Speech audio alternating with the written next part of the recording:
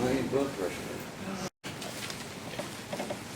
Ladies and gentlemen, once again, there's something we need to take up outside your presence and discuss. So we're going to take a 20-minute break. Be back in 20 minutes. Same admonition, and report back to me if anyone tries to talk to you about it. And in this case, don't form any opinions because all the evidence is not in there.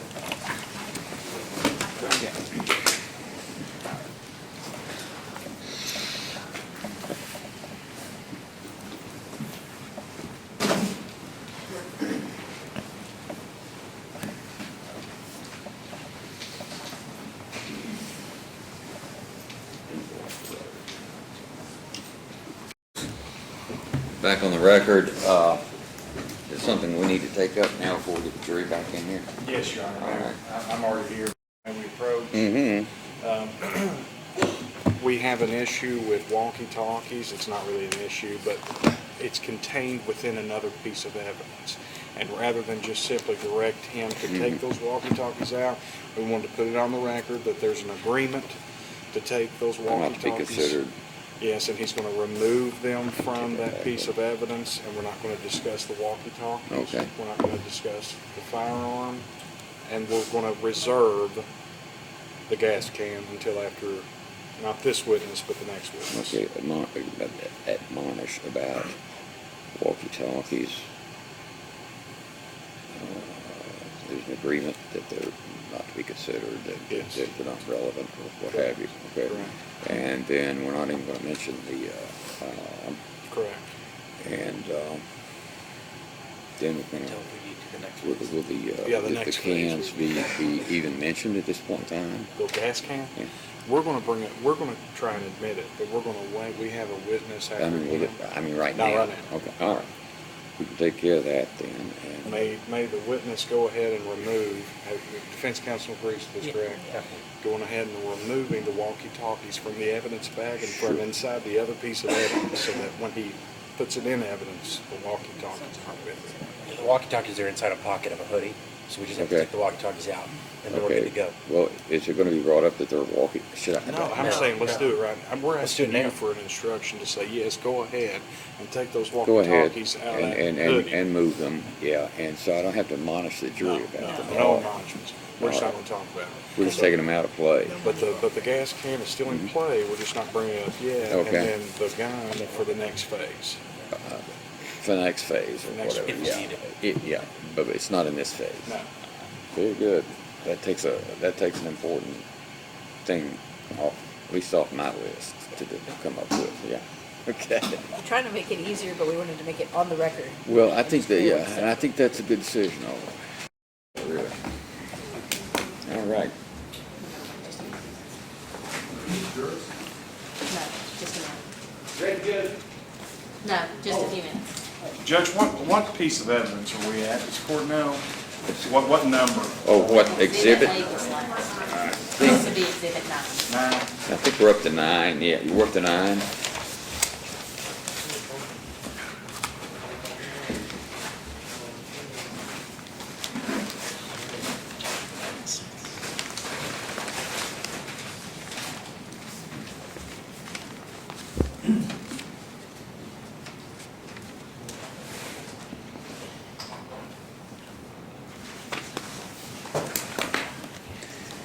Okay, are we ready? Judge, he's removing the he's got- walkie-talkies. He's got to get that stuff corrected, all right, okay, yeah. Okay, good. While we're talking, are you guys going to submit instructions? We are going to need to do that at some point. Huh? Yes, we are Yes. going to need to do that, yes. Okay. Is Commonwealth planning on submitting some instructions? Yes, Your Honor. All right. What I suggest is maybe email them to Gloria's email. I don't know what her email address is back there, in a format that can be edited, Word, something like that. Okay. And that way we'll have good working copies to deal with, and in digital form. We could probably submit ours after the case is over. I couldn't hear you.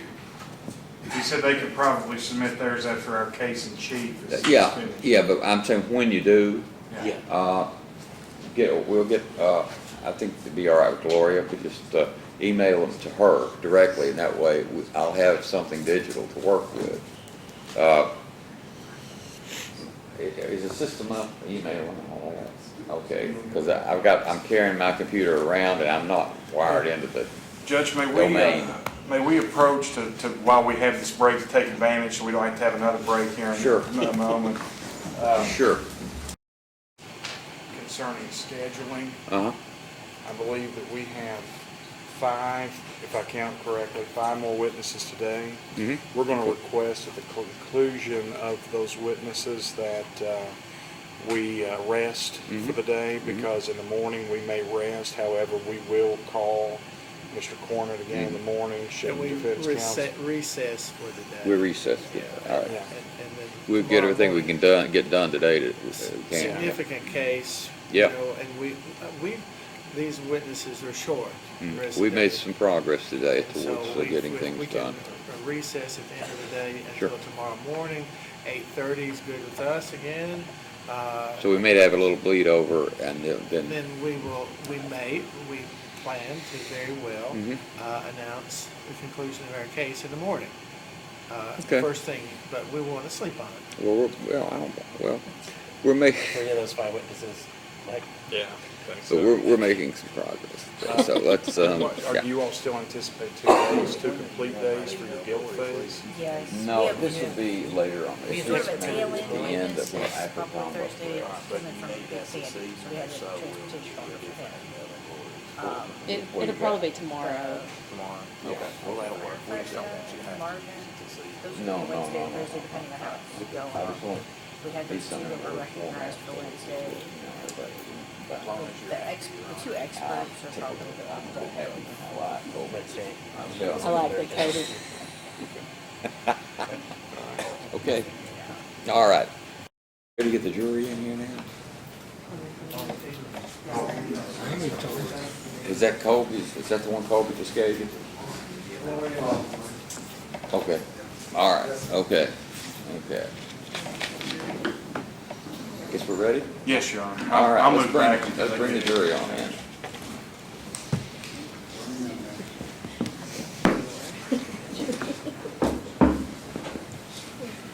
Okay.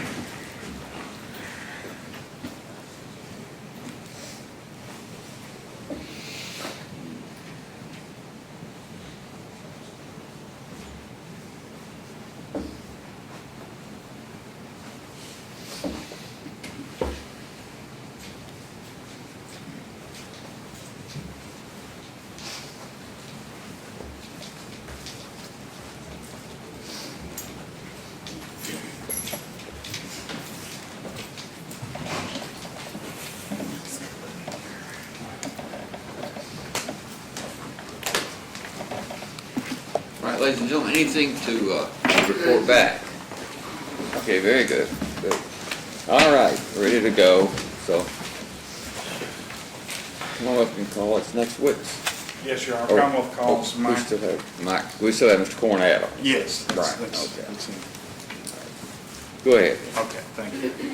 Mr. Corner, we were discussing the last time that we were talking in front of the jury, we were discussing yourself within Berea, Kentucky, I believe. Is that correct? Yes, sir. And the execution of what you had stated was a search warrant. Is that right? Yes, sir. In the execution of that search warrant, who was that upon? What person, what place, what thing, what entity? The Shelby Lee Shell residence located at 214 Melody Lane, apartment number 7 in Berea, Kentucky. And upon Mr. Shell's person and a black 2001 Ford pickup truck with Kentucky registration plate 136LXK. I have a VIN number if you'd like to read that. I think that's sufficient identification for my purposes, at least. You've spoken now of Shelby Lee Shell's residence, Shelby Lee Shell's person. It's a bit of a tongue twister. The Shelby Lee Shell that you're referring to, is he present within the courtroom? Yes, sir. Right there. Okay. the defendant here today? Yes, sir, the defendant. All right. Now, as you were executing this search warrant, or these search warrants, whatever they may be, was the collection of evidence, did that take place? Was evidence collected? Yes, it was. Okay. Were you present for the collection of that evidence? Yes, I was. And do you have here with you today the evidence that was collected at that scene? Yes, I do. And do you have physical possession of that evidence? Yes, sir, I do. And who did you receive that possession from? The case officer now, Rodney Sturgill. Okay. Could you please retrieve that evidence, sir?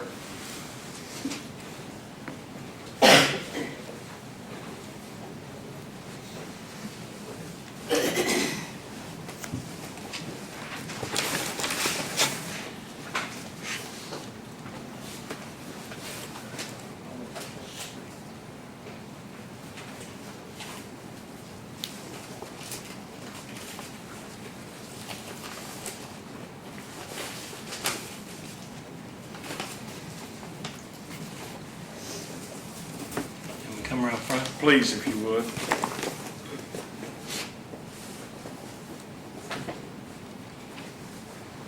Do you want to identify these the way we did before? Yes, Your Honor, that would be my request. I'm not yet seeking their admission, but I would request that they be marked as Commonwealth's Collected 9, first being 9.1, second 9.2, and moving forward in sequence thereafter. We'll start identifying them as Commonwealth's Collective Exhibit 9, and we'll start with 9 properly, as we Thank you. did before. If you could describe what this is, okay, what the item of evidence is and where it was collected. A gray sweatshirt from the truck located in the passenger seat of the truck.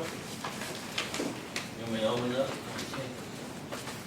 No, you don't have to open it up right now, but Defense Counsel and I had a discussion earlier. Just want to go ahead and state on the record, the opening up of the evidence, once admitted, that is something completely within the domain of the jury. They may do so. So they can go ahead and open those up once they have the evidence within the jury. Do you have a 41 for that gray sweatshirt in the passenger seat, sir? Yes, I have the evidence form here for all the items in this box. Okay. You want me to So read through the item? if you would just state that the items that you're about to talk about, you have the KSP 41, that may be sufficient. Yeah. Okay. Do you have a 41 for everything in that box, sir? Yes, sir. All right, let's just keep going then. Okay. You don't have to read from the box. If you would, just show what it is when you grab it from the, Okay, it's a black jacket, found inside the truck.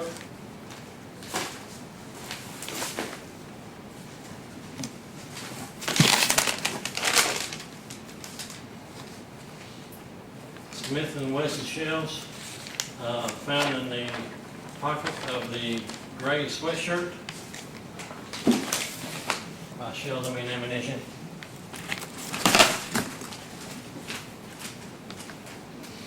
This is a pocket knife box from the pocket of the seat behind the driver's side.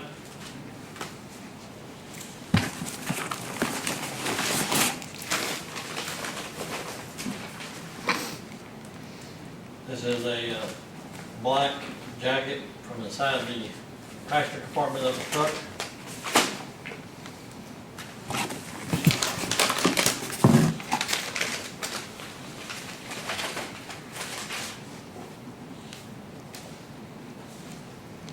It's a plastic bag containing keys, water, wallet, lottery tickets, a knife,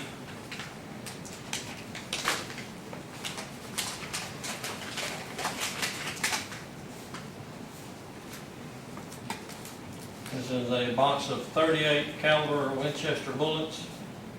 That was discovered in a sweatshirt pocket from the passenger compartment of the truck.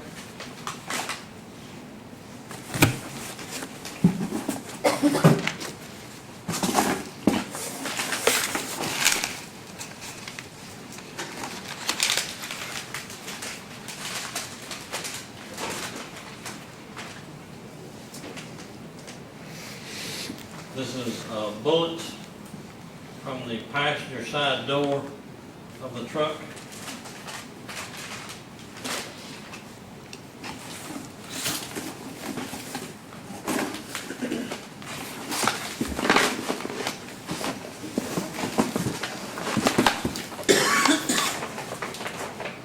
This is wheat pennies wrapped in a sock and a plastic wrap, cellophane wrap.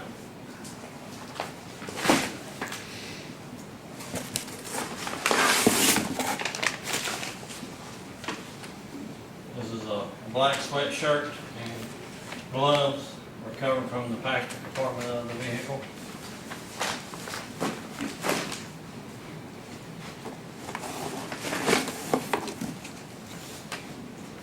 This is a jewelry bag, a jewelry in a black cloth bag that was taken from the person of Shelby Shell at the time of his arrest.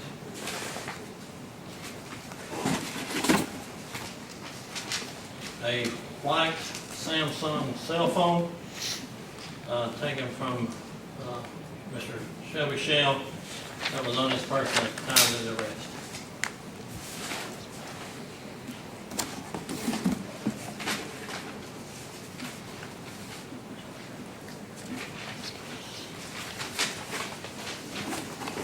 That's everything I have. And the items that you've just described and placed on the ledge here in the courtroom, those are the items that were seized by you in the search warrants that have previously been talked about through your testimony. Is that correct? Yes, sir. Okay. A couple of times during that description, you described the truck or a truck. Whose truck were you referring to? It was a pickup truck that was occupied by Shelby Shell at the time of his arrest, and that he'd been known to be driving. Okay, all right. Your Honor, I move to admit the evidence as just described and placed on the ledge there by Michael Cornyn, formerly of the Kentucky State Police, as Commonwealth's Collective Exhibit 9, and I believe that's 9 through a .11. 1-2, I think. I had 1-2. 9.12. Any objection? No objection. All right. Almost Collective Exhibit 9, including all 12 items as identified. Some have more than in them, but is introduced. Thank you, All Your right. Honor. Pass the witness. All right, any cross on these items, or on this, the witness at this time? I just want to make sure for the record, every one of those items had a KSP 41, Yes, sir. and that 41 is, you collect the evidence, put it in a bag. Everybody that either moves that evidence or takes possession of it signs it, so there's a chain of custody. Yes, right? sir. And at the end of the day, you're responsible for all that evidence, and it's been introduced, right? Yes, sir. And again, same with this evidence as with the other evidence. You're the lead investigator, so you have the option of sending it off to be examined or testing further, right? Yes, sir. And you do that with a KSP 26. That's correct. And you can send things for DNA testing, is that right? Yes, sir. And you can get fingerprint testing. I hear you say that. Yes, sir. You could also do serology testing, which is the testing for the presence of blood. Yes, sir. And then there's also, I guess I would say, electronic testing. You can send it off to an electronics branch. Yes. Right? Yes.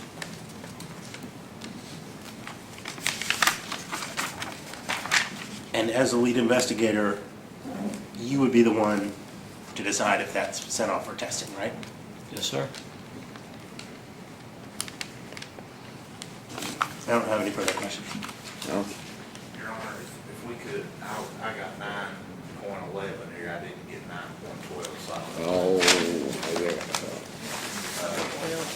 maybe I got 12 altogether. 9.1 is a gray sweatshirt, 9.2 black jacket.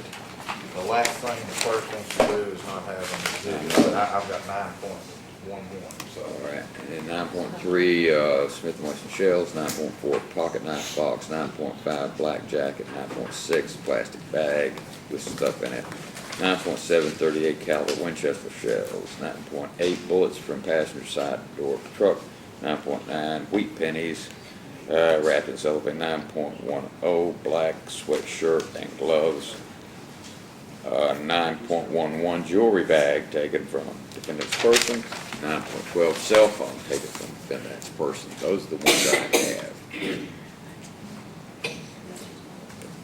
Something may be in there. We can double check. Okay, There are 12 items. right, I've got 12. Well, Judge, I would suggest at this point in time, we go ahead and ensure we've got what we think we have there. I know I had 9.11, clerk had 9.11. Could we Okay. just simply count the actual items on the Okay, yeah, ledge? sure. And try and, Mr. Corner? Sure.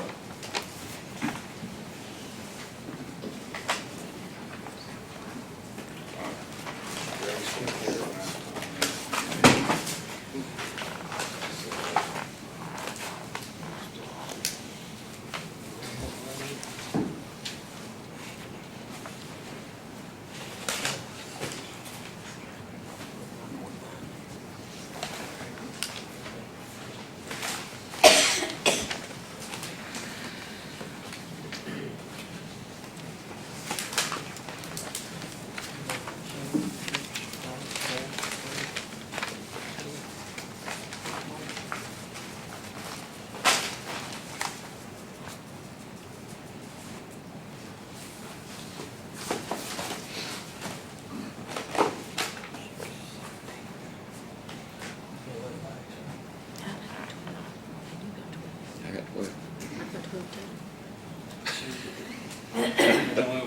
I would say we go through each one of them individually, we go over to see All right, what we're missing. okay. 9.1, I have a gray sweatshirt. Yes, sir. All right, 9.2, black jacket with a belt. Yes, sir. All right, 9.3, Smith & Wesson shells found in the gray sweatshirt. Yes, sir. 9.4, pocket knife box.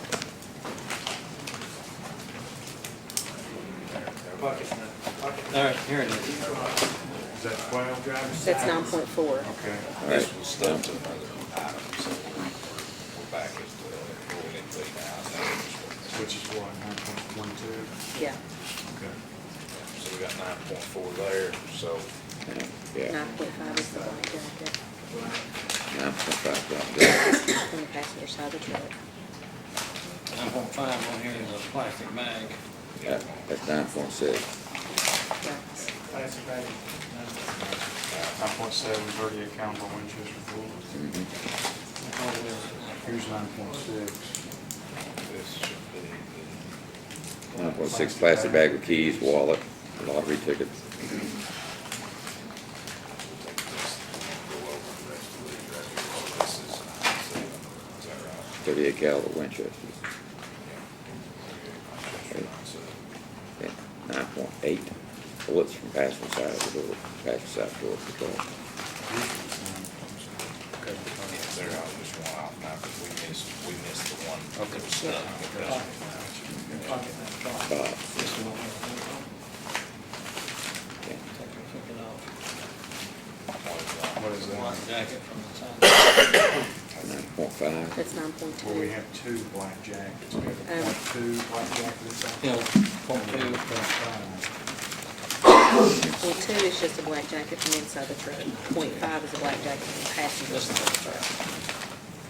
Sorry, guys. You're okay. That's all right, take your time. We'll get it right. Definitely not want to miss something. No, no. Cameras, sweatshirt, gloves. 9.6, 9.7, 9.8. This you're calling the alpha number, right? 9.8 bullets from passenger side door of the truck. Yeah. 9.9 wheat pennies wrapped in solid cellophane wrap.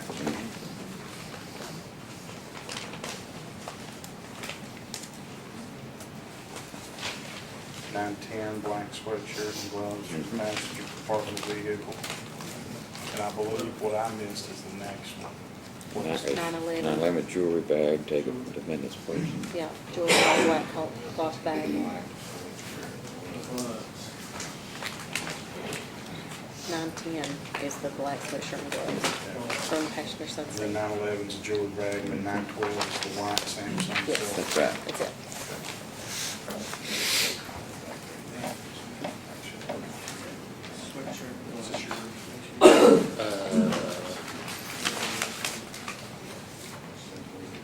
I think it's ours.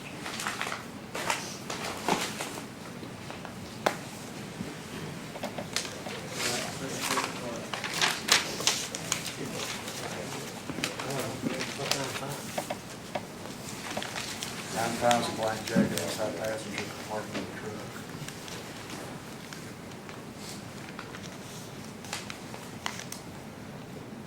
You want to just move them over here one by one so that we don't have them on the same ledge? Okay, we got sweatshirt gloves. Sweatshirt and gloves is 910. 911's a jewelry bag.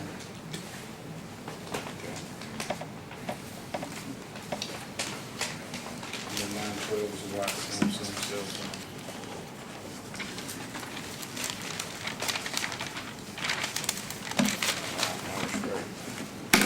Apologize, Your Honor. That's all right. How many educated people does it take to count to 12?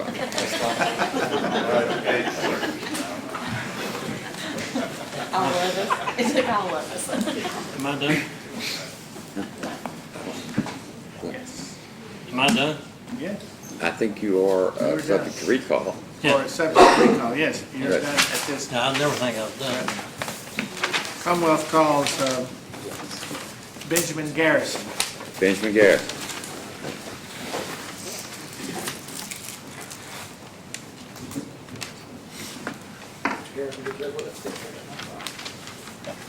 All right, sir, would you raise your right hand, please? Do you swear or affirm any testimony you give in this trial will be the truth, the whole truth, and nothing but the truth? I do. Thank you. Have a seat. Please speak loudly and clearly so we can all hear you. All right, Mr. Boggs. Good afternoon, Mr. Garrison. Good afternoon. Please, for the record, spell your full name. Spell it? Sure. Spell it. My name is Benjamin Garrison. It's BenjaminGarrison. Mr. Garrison, where are you employed? I'm employed at the Kentucky State Police Central Forensic Laboratory in Frankfort, Kentucky. And how long have you been employed there? I've been employed there since 2005. And in what capacity are you employed with the Kentucky State Police Central Laboratory? My official title is Forensic Scientist Specialist 2. I work in the trace evidence section. My duties consist of analyzing things for ignitable liquids, analyzing things for gunshot residue, and identifying general chemical unknowns. What kind of training do you have for that job, sir? I have a Bachelor of Science in Forensic Science from Eastern Kentucky University. I completed the ignitable liquids training program offered by the State Police Central Forensic Laboratory. I've also completed courses in ignitable liquids analysis offered by the ATF and the FBI. And do you testify regularly in courts within the Commonwealth? I've testified a number of times, yes. In the course of your work with the Kentucky State Police Central Laboratory in Frankfort, Kentucky, did you have the occasion to, upon the recommendation of the case officer, Michael Cornett, examine for forensic examination some items? Yes, I received items submitted by Mr. Cornett. And how were they submitted to you? I received 4, let me check one thing real quick. Okay. All the items that I received were aluminum cans that were sealed with evidence tape. And if I ask you to identify those that have been admitted as Exhibit 8, could I do that, Your Honor? Mhm. Yes.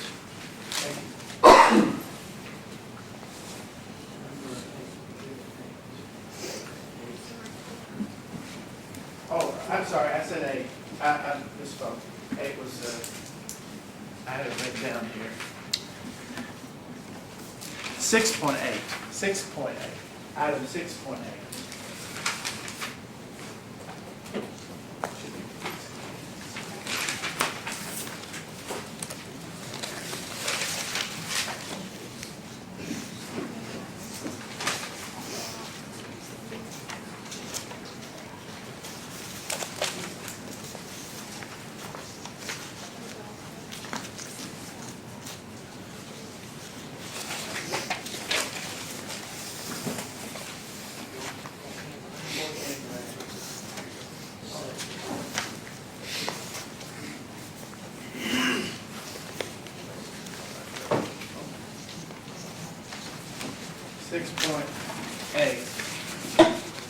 Just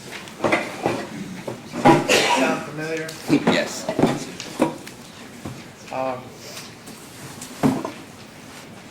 You need to open this. Anybody got a,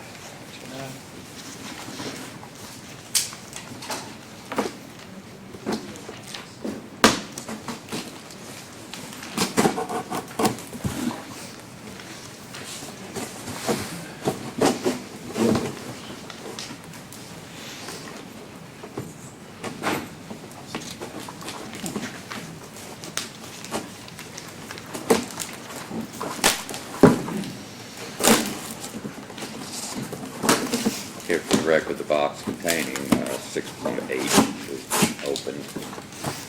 could you look inside, sir? Sure.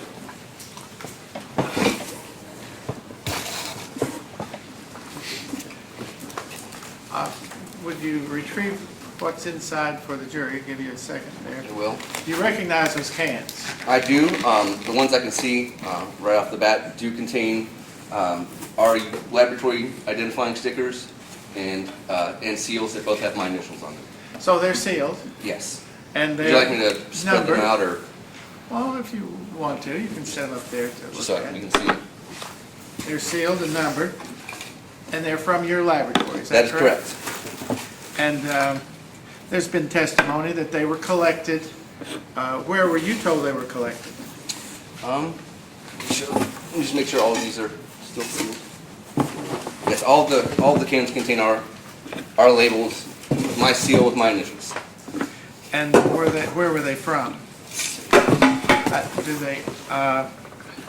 You may want to look at your report. I think your report. Okay.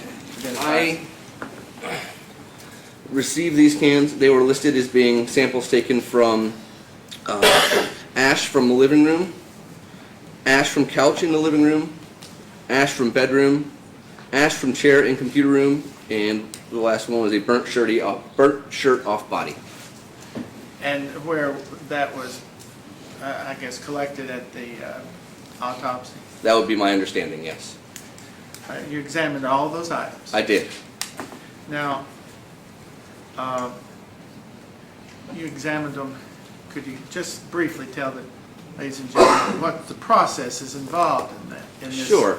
examination? The first thing we do is we need to, any ignitable liquid is going to be volatile. It's going to be something that evaporates easily.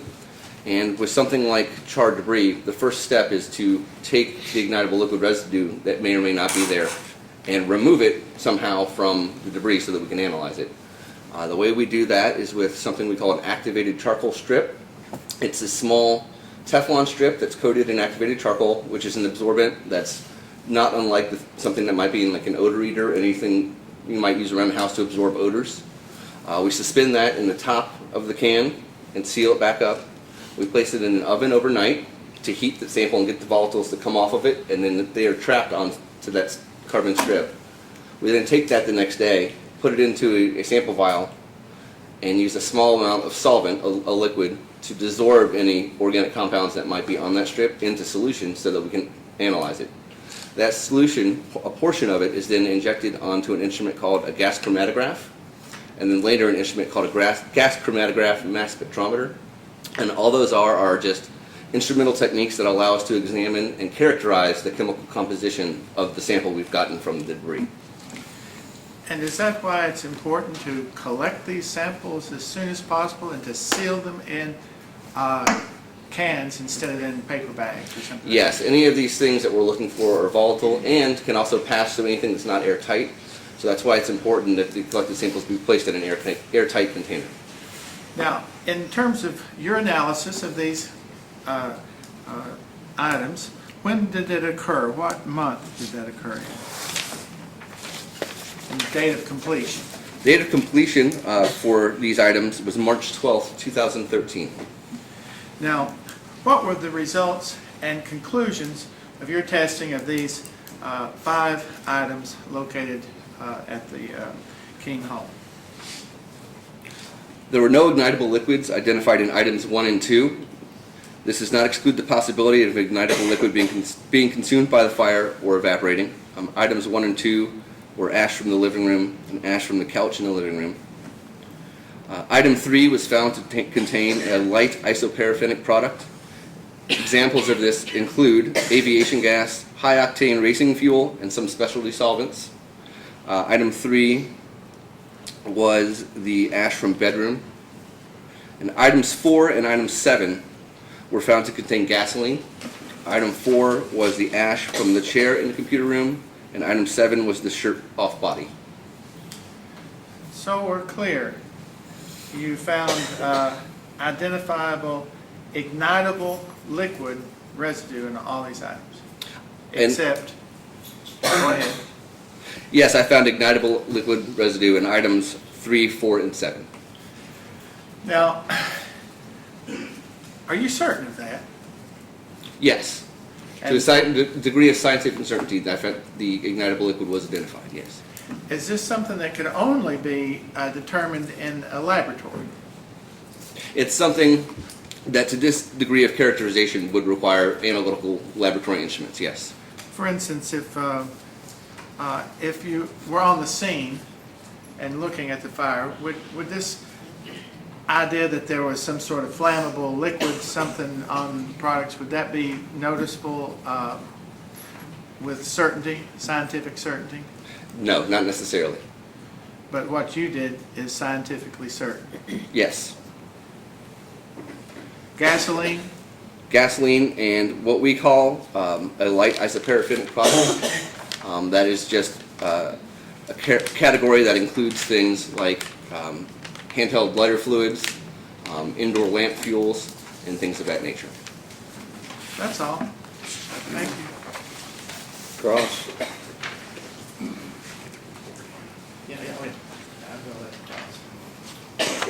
Good afternoon. Good afternoon. Mr. Garrison, you're a scientist, right? That's correct. I'm a chemist with State Police. And so you work in a lab. Yes, And you test things that come your way to that lab, right? that is correct. And so you're not out in the field collecting things. No, But obviously you don't test anything that doesn't come to your lab, right? that is correct. We only test things that are submitted to our laboratory. And did I hear you say you also do tests for gunshot residue? I do. That is another discipline that I work in. So for example, if someone sent you a pair of gloves, you could test and see if there was gunshot residue on those gloves. Yes. And I've got your report. This may seem like a simple question, but you said item 3 has the isoparaffinic product, Correct. and then items 4 and 7 were gasoline. That is correct. Okay, so when What we was start your off last, with item 4 and 7 were what? were gasoline. Okay. Are both of those considered accelerants? I don't use the term accelerant because accelerant implies intent. The only thing I can say is that those are both considered ignitable liquids. That works for me. And the isoparaffinic product, that's different from gasoline, right? That is correct. It's a different product, yes. So 2 different ignitable liquids were used. Two different ignitable liquids were found on different pieces of evidence. That's correct. Okay, thank you. Evidence that on the body, the shirt, that was gasoline, wasn't it? Yes. Did you prepare a report of your findings, I did. and did you sign it? I did. Does this say copy of it. True and accurate.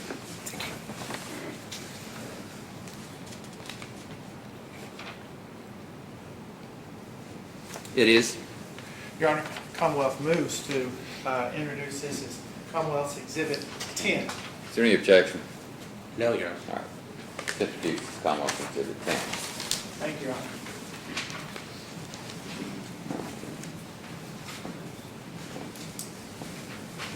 All right. Is there any other questions for this witness? No, sir. May he be excused. Yes, sir. Thank you, sir. Thank you. You're excused. Am I released? You certainly are. Thank you.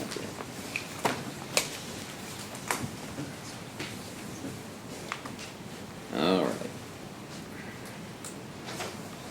Okay. Witness. Your Honor, may we briefly approach? Sure.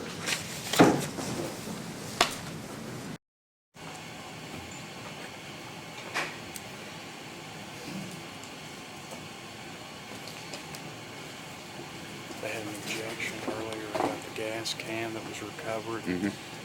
Through the search warrant, I'm now going to bring Trooper Cornett up and ask him questions concerning the gas can, its recovery, and ask for its admittance, and I wanted to do so and give them an opportunity to object. I think our objection was based on the fact that their initial expert said there were no accelerates, but now that we know Yeah, those there is. I think that it would be, Ignitable liquids. ignitable liquids. it's moved. He identified one as gasoline.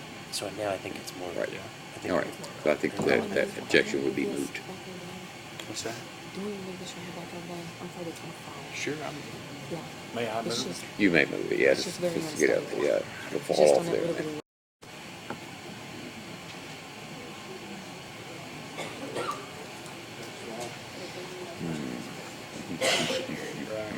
There are specific call logs that I want to refer to, and they're part of that report.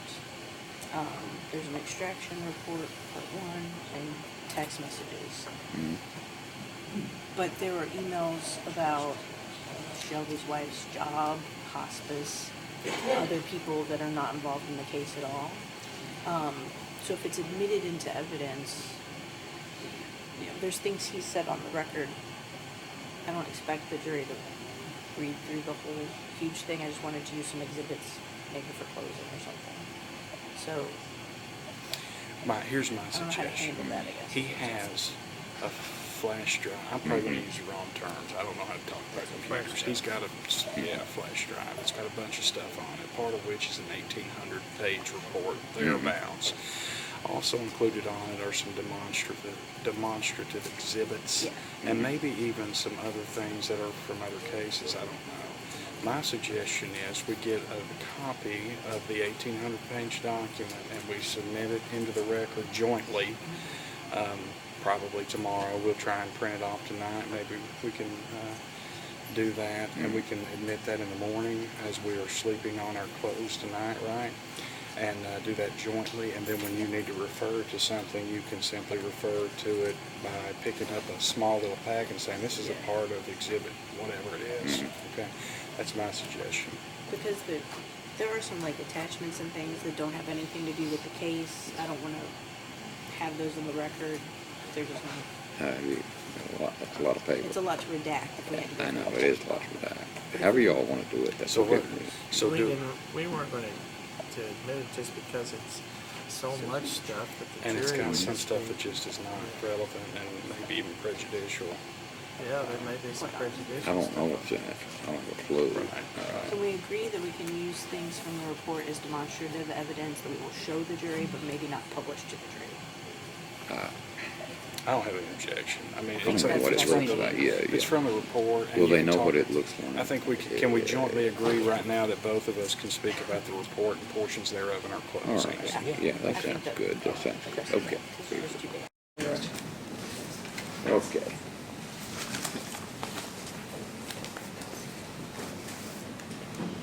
Judge Commonwealth calls Michael Cornett. All right.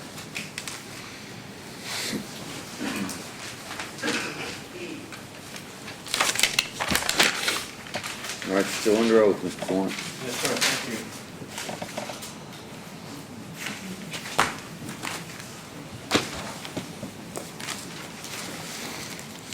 Thank you. All right, Mr. Corn, at the last we spoke, you were talking about evidence that you'd recovered at the scene in Berea with Shelby Shell and the location, the truck, and his purse. Is that correct? Yes, sir. All right. Now, given the nature of the talks that we've had thus far, I'm going to ask you a leading question so that you don't stray from what I'm trying to pinpoint. Did you recover a gas can as well? Yes, sir. Okay. Now, where did you recover the gas can from? From the passenger compartment of the pickup truck, Of what? the vehicle that was occupied by Mr. Shell. By Mr. Shell? Okay. Is that gas can here today? Yes, sir. Was there a 41, KSP 41 form that accompanied that Yes, gas sir. can? Yes, sir. Okay. And from whom did you receive possession of that gas can from? I took possession of it at the execution of the search warrant. Okay. Then you later retired as a Kentucky State Police officer, is that Yes, right? sir. Who did you Rodney. take possession from today? Detective Rodney Sturgill. Okay. And is that gas can here? Yes, sir. Could you retrieve that, sir?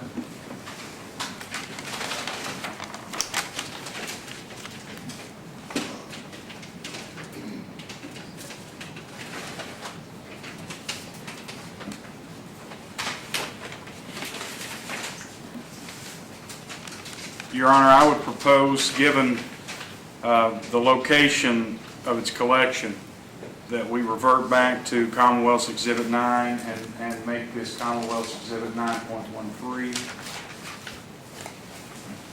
That's fine, that's fine. Any Yeah. objection? No, Your Honor. Move for its admittance, Your All Honor. right, the gas can, just discussed, is admitted as Commonwealth's Exhibit 9.13. Okay. To keep it in the same collection. Mr. Corn, I'm going to ask you to stand there for just a moment, and if you would you gather 9.11, 9.13,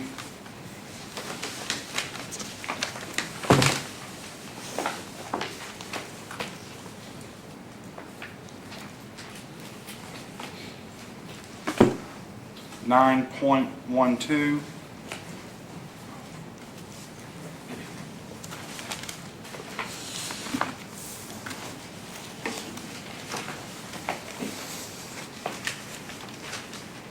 and 9.9, sorry. Okay, let's start with 9.9. If you could remove that from its package.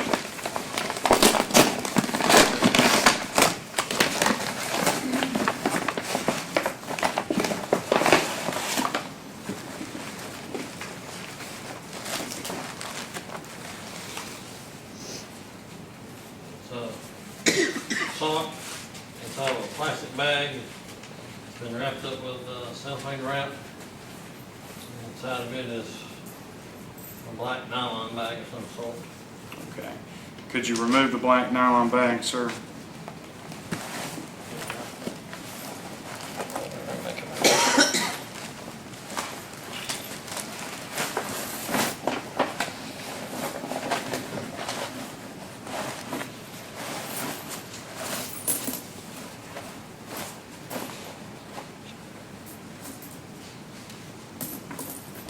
Yes, sir. And what is inside of that bag? Loose coins, change, wheat pennies,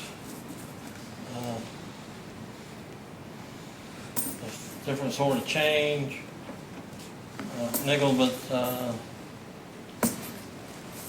majority of it is pennies and wheat pennies. Okay. Now, given your investigation that you were conducting back in 2013, did you believe at that time that this item of evidence that has now been admitted, did you believe that it had any connection to the case that you were investigating? Yes, sir. It seemed to me to match the description of the property that was stolen from the safe at Ronnie King's residence. There was also a Yoakum Creek Coal Company script. What's Yoakum Creek? Yeah, it was a mining company near the town of Everett. Everett's? Everett, Kentucky, and Hardin County. Okay, is that the same location where the victim Ronnie King was murdered? If you would, before we move on, go ahead and wrap that back up and place that back in the bag. 9.9.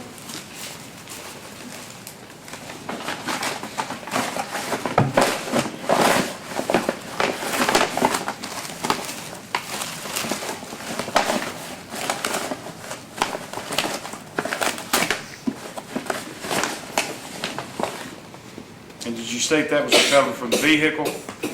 Yes, sir. Let's move to 9.11, if you would. Recover that piece of evidence and remove from its container, the bag.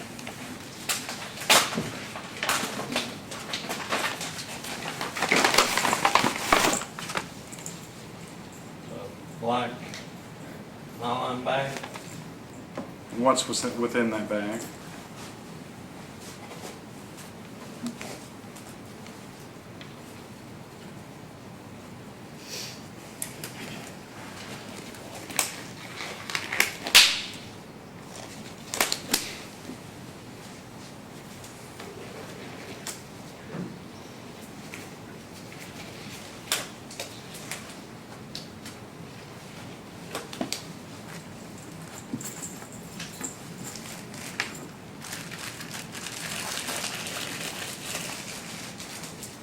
There's a plastic Ziploc bag with some, what appears to be some broken jewelry, maybe a men's Kentucky cluster with some loose diamonds. What do you mean by broken? In pieces. Okay. Okay. Now, going back to your investigation in 2013. Stuff in the back there? Oh, yeah, if there's more, absolutely. There's a gold necklace. Another piece of a gold color substance that's been beaten. A ring. A paper clip. And several other pieces of gold jewelry. Maybe some ruby, I don't know if it's earring, but ruby stones. All the jewelry's been damaged. The gold has been damaged. I can see some strike marks on it. Okay. Referring then back to your investigation in 2013 into the murder of Ronnie King, did this evidence seem to relate to the investigation that you had conducted up to this point when the collection of this evidence took place? Yes, sir, it does. How so? Some of the family members said there was jewelry and in the safe.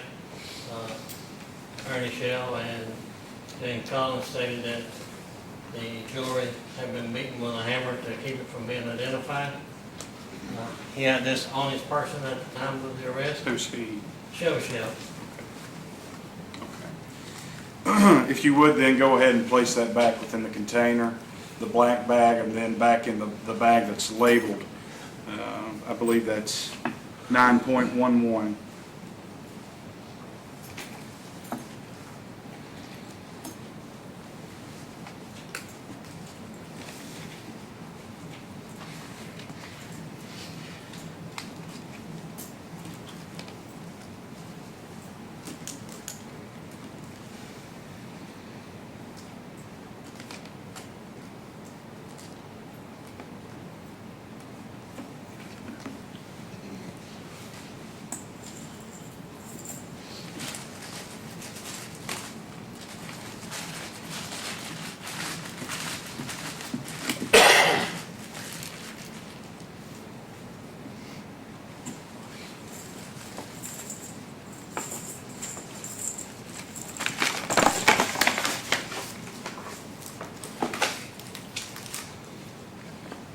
If you could, sir, if we could move to 9.13, you could remove the contents of that bag.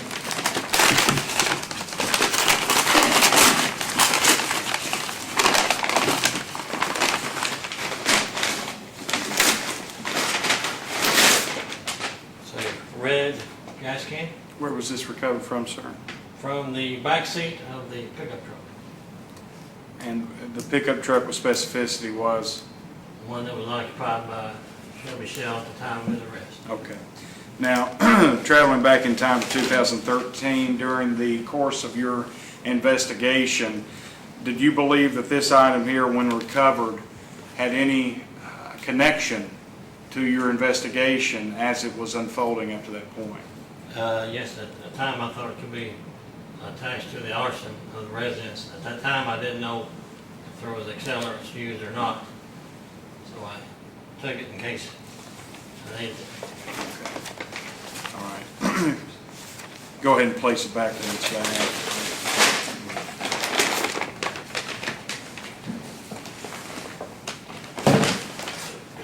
And then lastly, 9.12, if you could remove the contents of that bag.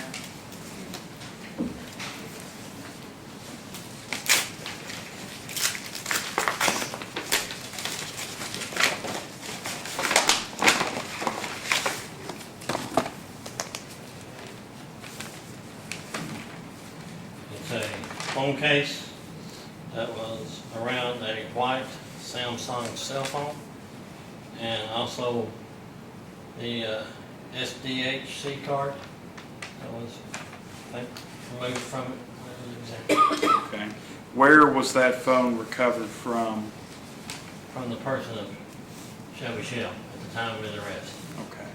And once recovered, I don't mean immediately thereafter, but at some point after its recovery, did you send that phone anywhere?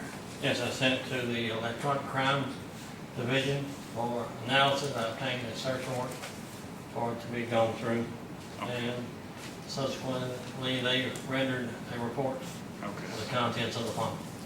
And then did they thereafter send the phone back? Yes. Okay. That's all I have.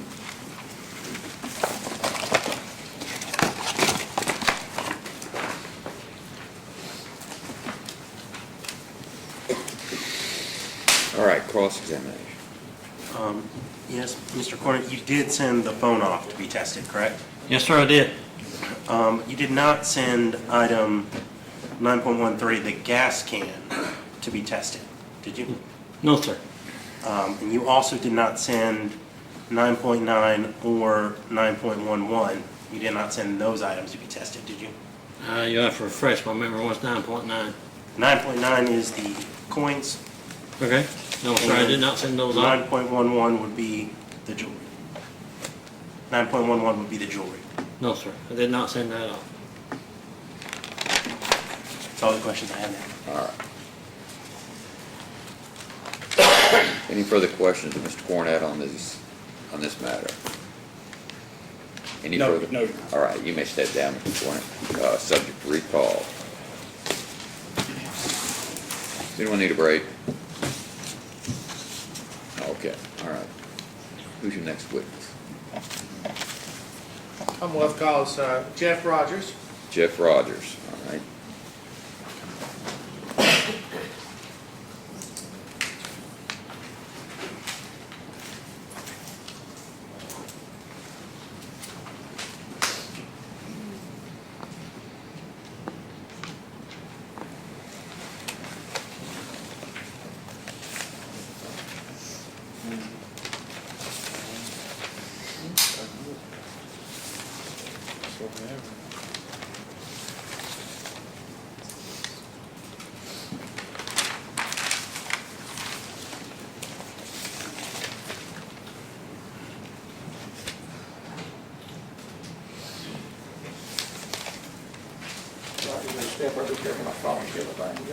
All right, Mr. Rogers, would you raise your right hand, please? Do you swear or affirm that any testimony you give in this trial will be the truth, the whole truth, and nothing but the truth? Yes, sir. Thank you. Have a seat. Please speak loudly and clearly so we can all understand what you say. All right, Mr. Lee, go ahead. Thank you, Your Honor. Sir, could you please state your name and introduce yourself to the jury? Jeff Rogers Where do you work, Mr. Rogers? for the Kentucky State Police Electronic Crime Branch. And how long have you worked there? It's a little over 5 years. And what is your title at the Electronic Crimes Branch? What's your position? Forensic computer examiner. Okay. What is a forensic computer exam? We examine digital media, computers, cell phones,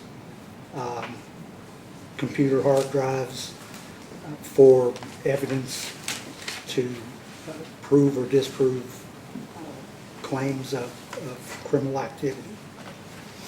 And you did state cell phones, is that correct? Yes, sir. That's a part of what you analyze? Yes, sir. What is your specific title and profession? What do you specifically typically analyze concerning cell phones? If a phone is supported by our tools, we extract the data off of it and then use another tool that actually parses out the data in a readable form. So it's the data stored on the cell phone. Okay. Your Honor, may I approach the ledge and then thereafter approach the witness? Yes.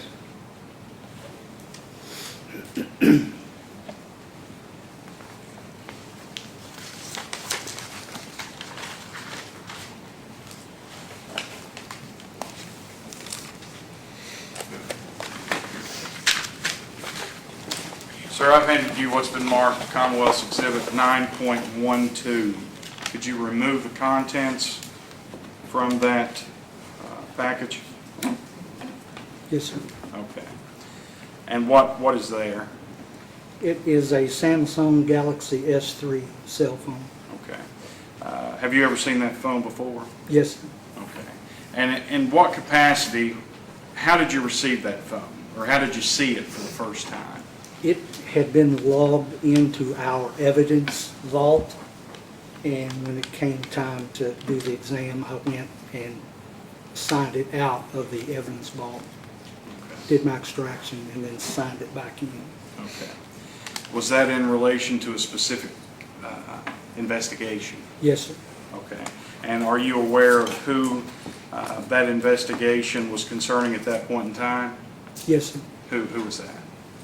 The victim or the Either or. the victim, Ronnie King. Ronnie King? Okay. Now, when you extracted the data from that cell phone, can you go ahead and describe how you did that? What did you do? You actually have to power on the device and then go into the settings and set it up to where it will allow your tool to access the internal data.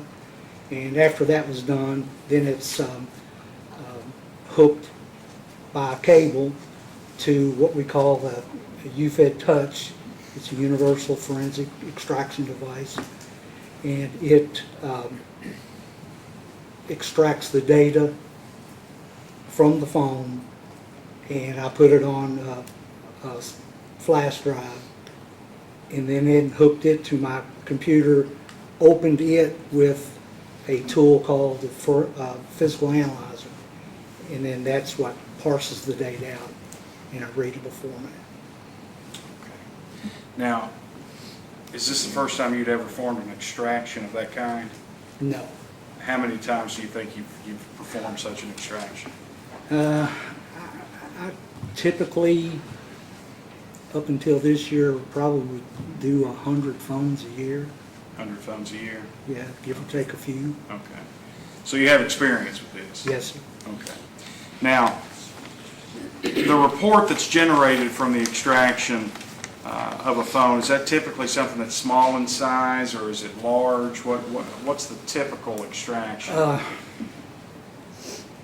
This one, in a printable format, it would probably be hundreds, if not thousands of pages. Okay. And is it your job to then go through that data, those pages, and render a report concerning the information contained therein? Yes. Okay. If you can describe that process better, please, by all means, do so, because I'm completely out of my comfort zone concerning the extraction of data from phones. So what do you do with that? Typically, what I would do first is after it's parsed out and I look at it and see that it's in readable form. Then I would generate a report, a full report of everything that the tool obtained. Then I would go back through it, and if there was what I term items of interest, then I would bookmark those and possibly put those in a separate report or make note of them. Okay. Did you find such items of interest when you extracted the information off of what has been labeled 9.12, a cell phone that was recovered from the person of Shelby Shell? Yes. Okay, what were those items of interest? There was some location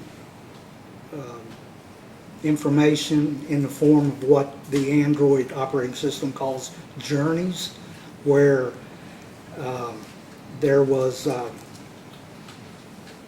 like going through Google Maps to find the route to a certain place.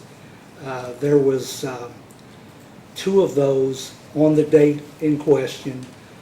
One of them began on I-75 southbound, just south of Mount Vernon, and it went to an intersection on US 119 near, I think the other highway was 987. Then 30 minutes later, there was another one that went from the Love's truck stop there to where you get off I-75 to get on the Cumberland Parkway, I think is what it's called. And it went from there to the same location. Okay. Now, with your tools at your disposal at the Kentucky State Police Crime Lab, are you able to tell who searched for that data? No. No, okay. But you can tell that that data was searched on this phone? Yes. Okay. Now, as you're looking through this phone, were you able to find or discover operating profiles, or for lack of a better term, any type of identifying information of someone that may use that phone? Yes. Okay, and what type of information was that? It was information in the accounts on the phone. There was several, and there was a few with the name Shelby Shell associated with a Gmail account. Okay, so you found profiles of Shelby Shell on this phone, which has been listed as 9.12. Is that correct? Yes. All right. Continuing on then with the scope of your investigation, were you able to, or do you have the capacity to investigate how a phone's been utilized concerning, let's say, searches, search queries, things of that nature? Yes. Okay. And did you find anything that you noted as or highlighted as information that you had previously talked about, how you sometimes do when you see something that may be of interest, you highlight in your reports? I don't know if it was actually highlighted or not, but yes, there were Google searches for how to melt gold, how to melt jewelry. Okay. Do you know when those searches took place?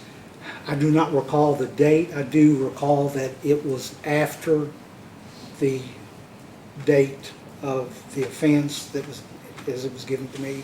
It was after February the 18th. So you said earlier you were talking about a route that you had said had taken place on the date at issue. And were you referring to February the 18th? Yes. So on February the 18th, someone, you can't state who, but someone placed in information to create a route from, I believe you said I-75 at Mount Vernon or south thereof to 119. Is that correct? Yes. Okay. 119, is that a road that goes through Harlan County, Kentucky? Yes, sir. Okay. And then you're stating that thereafter, after February the 18th, you discovered information where that phone had been utilized to search how to melt gold, how to melt jewelry. Yes, sir. Okay. Now, we know that it's after February the 18th. Do you recall if it was in close proximity to February the 18th? Was it 2 months after? Was it just a couple of No, it days was- after? Days, Days. a week or so, Okay. maybe. Okay. Now, concerning the route information that you discussed, are you aware through your training, through your knowledge in your position of how such a route could come to be logged or kept within a phone like this? Yes. Okay, and how's that? There's several different ways. One of the ways is like anybody who's used Google Maps, you can type in an address and it will prompt you, to take you there from your current location, or you can put in a new location to come from. But I did test that part of it, and that didn't happen because the result of that search, if you typed in US 119 Pineville, it will take you from the locations that it was set to start from to the very beginning of US 119 Pineville. This route went on for some distance to this other intersection. Another way that this can occur is by dropping a pin where you want to go to, or typing in the GPS coordinates. And then you could tell it to take me to that pin or that GPS coordinates from a current location or from whatever location I choose. So you can't tell at any point in time who's using the phone. Is that No, sir. correct? Correct. But you can, from your investigation, state that Shelby Shell had profiles on his phone. Yes, sir. You can, from this investigation, state that someone searched for how to melt gold and how to melt jewelry. Yes, sir. And those search queries occurred days after February the 18th, 2013. Yes, sir. And you cannot identify who would have placed into this phone a journey from point A, which you described as I-75 south of Mount Vernon, to point B, 119. Is that correct? You can't describe who did that? That is correct. But you can identify that that occurred. Is that correct? Correct. And that occurred on February the 18th, 2013? Yes, sir. Okay. I have no further questions. Pass the witness. Cross.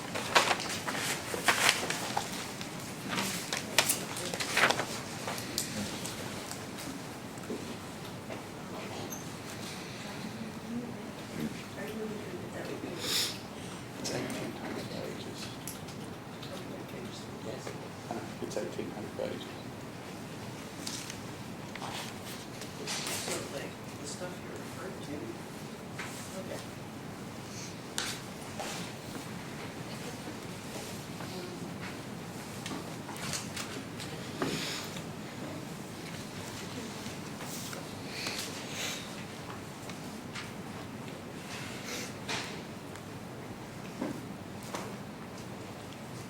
We do have questions, sorry.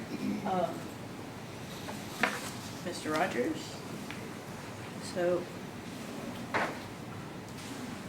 one of the questions people may have, I have just sitting there, if you type in that location information, if you search for a location and it leaves a journeys report on the phone, That's not the same as you went to that location, right?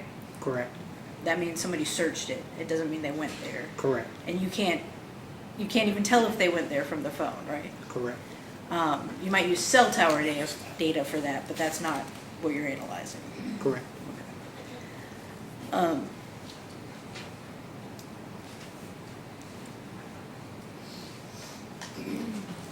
Another part of the I want to call it a Cellbrite report. Is that an accurate title? Yeah, it's extraction report utilizing the Cellbrite hardware and software.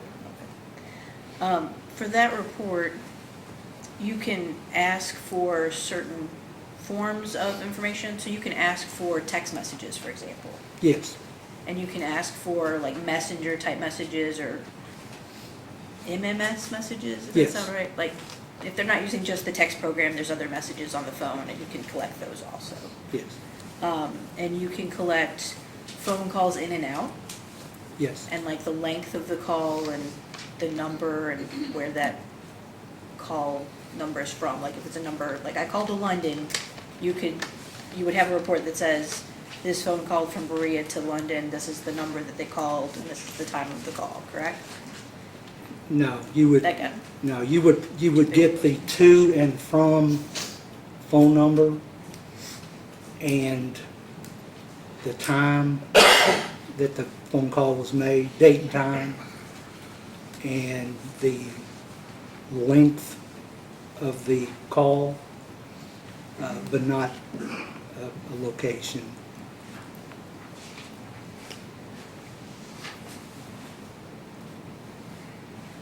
So, we'll go back to that a little bit. You also can pull emails from the phone if it has an email account on it. Yes, And you can pull photos. yes, And you can pull photos from, say, a Facebook profile if it was attached to that phone. Potentially. possible. Or also downloaded to the phone. If it was downloaded to the phone and saved locally, yes. Okay. There's a lot of information you can pull off the phone. One of the things you can't do is you can't pull some recording of actual phone conversations. That's not something that's on the phone, right? Correct.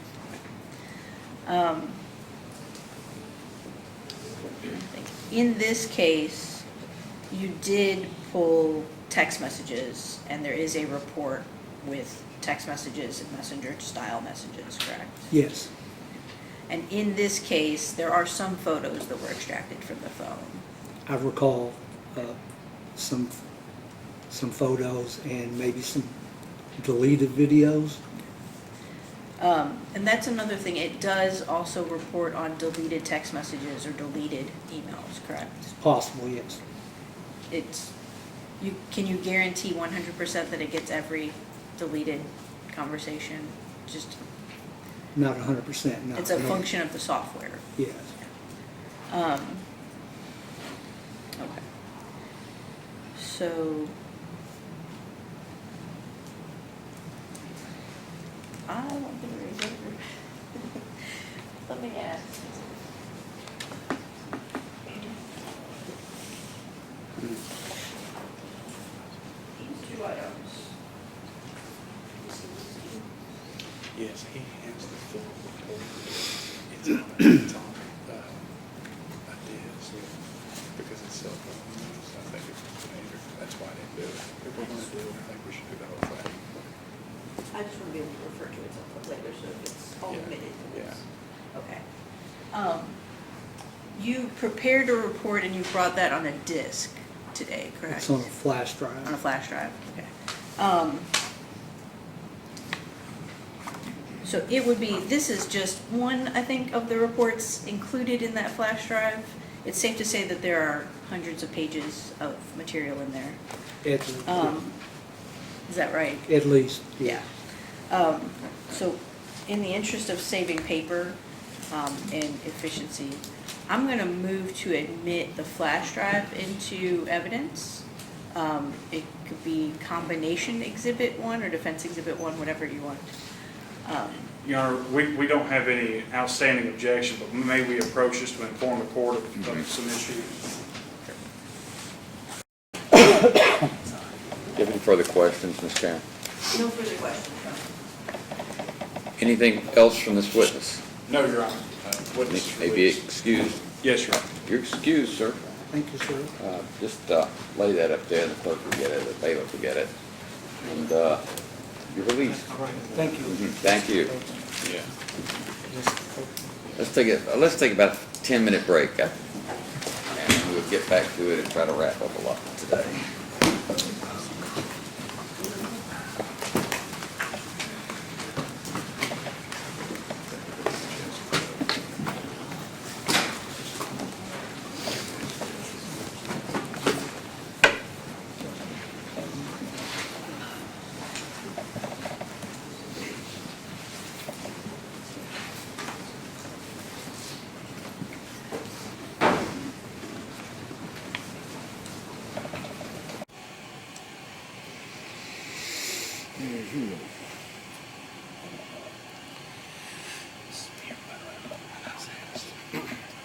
So we're approaching the point in time that the search warrant is taking place in Richmond, and we need to start talking about the evidence that was seized by the detective.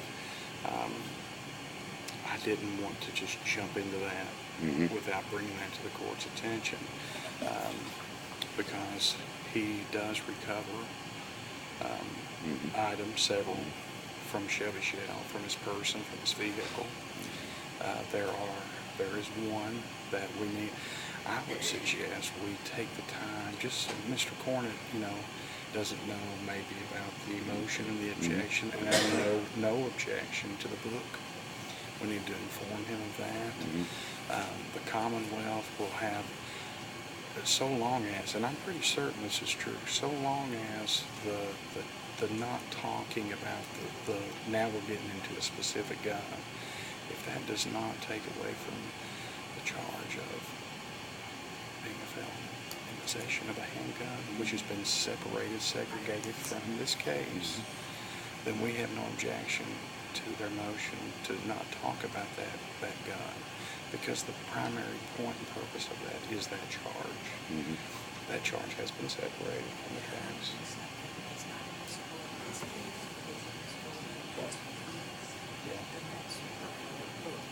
Okay.